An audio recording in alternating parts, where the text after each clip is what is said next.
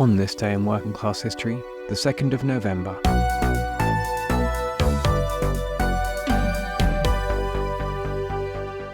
On the 2nd of November 1917, the UK government issued the Balfour Declaration, announcing its official policy to facilitate, quote, the establishment in Palestine of a national home for the Jewish people, end quote. The founder of political Zionism, Theodor Herzl, had approached Britain for support for the idea of establishing a Jewish ethno-state in Uganda or Palestine because, quote, the idea of Zionism, which is a colonial idea, should be easily and quickly understood in England, end quote. The 1920s British governor of Jerusalem, Ronald Storrs, explained that the establishment of a colony would be, quote, forming for England a little loyal Jewish Ulster in a sea of potentially hostile Arabism, end quote.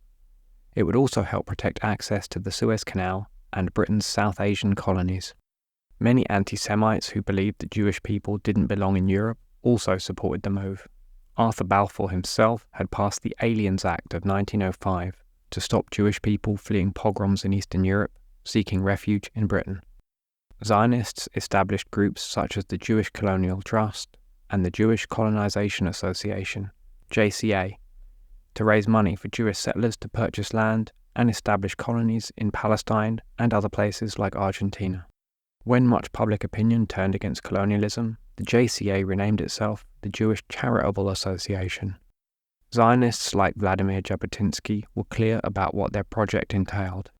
He wrote, quote, every native population in the world resists colonists as long as it has the slightest hope of being able to rid itself of the danger of being colonized. That is what the Arabs in Palestine are doing, and what they will persist in doing as long as there remains a solitary spark of hope that they will be able to prevent the transformation of Palestine into the land of Israel. Zionist colonization can proceed and develop only under the protection of a power that is independent of the native population, behind an iron wall which the native population cannot breach. That is our Arab policy, not what we should be, but what it actually is, whether we admit it or not. What need otherwise of the Balfour Declaration? We've got an informative book about the history of the Balfour Declaration available on the link in the show notes. And you can learn more about class struggles in Palestine under the British Mandate in our podcast episodes 86 to 87.